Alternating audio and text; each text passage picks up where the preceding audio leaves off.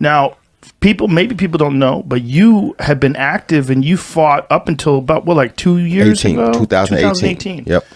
So you decided you're done, or were you 100% done, or were you just 100% done? 100%. Walk me through this call. How do you get this call to fight Mike Tyson? Well, one of his guys, Azim, calls McGee and tells McGee, my partner, to tell me to call. So I call Azim. Azim says, hey, Mike wants to do a comeback. He wants to do an exhibition, but he wants you to be his dance partner. Me? I said, yeah. I said, okay, well, let's see what we can work out. He said, yeah, we got a lot of different situations going on, but they want to do it in a different format, and they want to do it in a way that you and Michael are taken care of and everything is good. Well, that didn't turn out to be necessarily what the case was, but me being Roy Jones Jr. and us being in COVID, I'm like, you know what? 6 weeks, that's right around the corner. He ain't been fighting. I can get ready. I'm pretty sure I can get a little bit more ready than he can because he's been inactive a lot longer than I have. Yeah. So 6 weeks, I know it's Mike Tyson. He's big as heck and he's still Mike Tyson and he still can punch. But 6 weeks, there's no way he can get prepared for this. Mm-hmm. So I said, you know what? I'll take that. And I jumped on it. Well, lo and behold, something happens. And they changed. Now, why did they change it? Did they give a reason? They said something about marketing.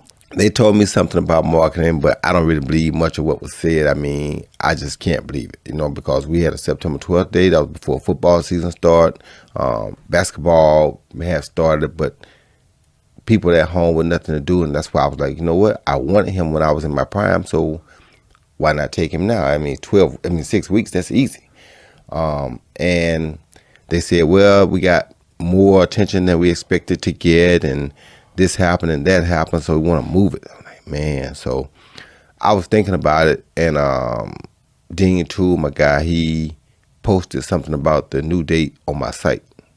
And when he did that, they was like, well, that means that you admitted, that you agreed to it. I didn't, but okay.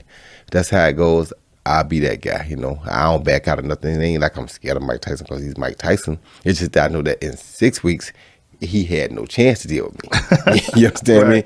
In 12 weeks, well, he'll have a little bit better chance to deal with me, but his chance is still going to be rough, but it's going to be better than it would have been in 6 weeks, because 6 weeks, he didn't have a chance. Now, you get this phone call. Do you just immediately start training? And when you immediately start training, how are you ramping up for a fight like that? It's like I heard Mike say something about when he started training, he was in the bed for a week. Yeah. I went in the bed for a week because I was going a lot already, but I was a sore person for a couple of days. Did it feel good to say, oh, wow, I got a big fight coming up. I got a goal. We're back. I was excited. Yeah. Because it's Mike Tyson. So it's like, in most cases, you'll say, yes, I got a big fight on the road coming, But this time I was like, you know what? You better get in a little shape because you are going in there with Mike Tyson. Yeah, and you don't know Mike Tyson. You don't know what Mike Tyson might come in there and do. You don't know if you got to protect your ears, your chin, your jaw. You don't know what he might do. So what you better do is get in shape and be prepared for whichever Mike shows up.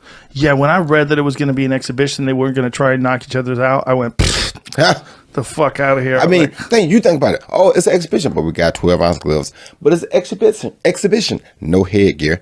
Exhibition. Judges. It's still Mike Tyson.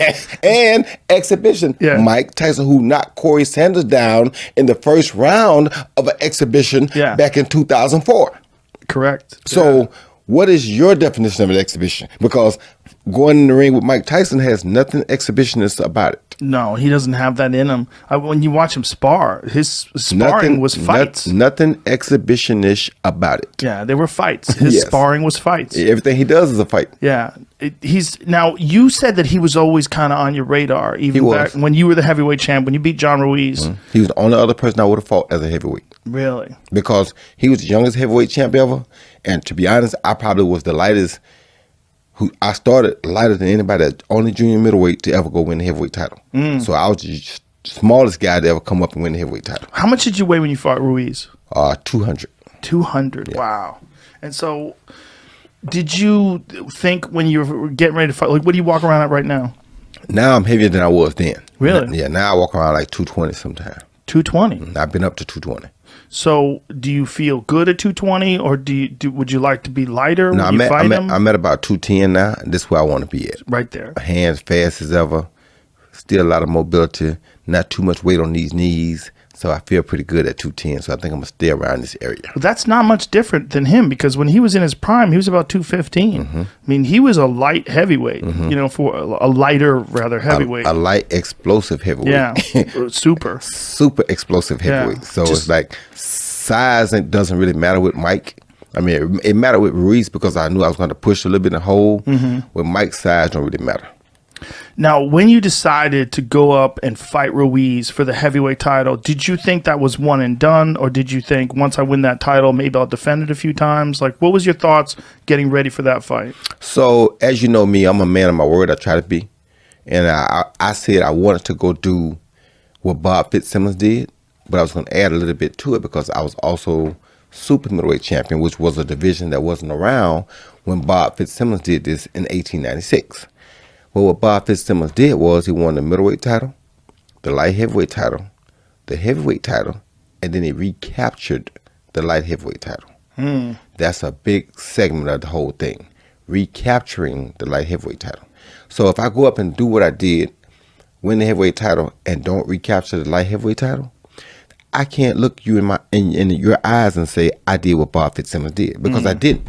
Right. I did part of what he did, but the hardest part is to come back from heavyweight and recapture that light heavyweight title. That's why I came back and did it. But before I departed the heavyweight division, I would have fought Mike Tyson because of what I told you earlier. He was the youngest heavyweight champ of all times. To me, he was one of the most explosive, entertaining guys you want to see because you never know what he's going to do. And it's the same reason I'm going in with him right now, because he's explosive, entertaining, and you never know what he's going to do. I mean, both of you were in that Nas song. You know that song? Yeah.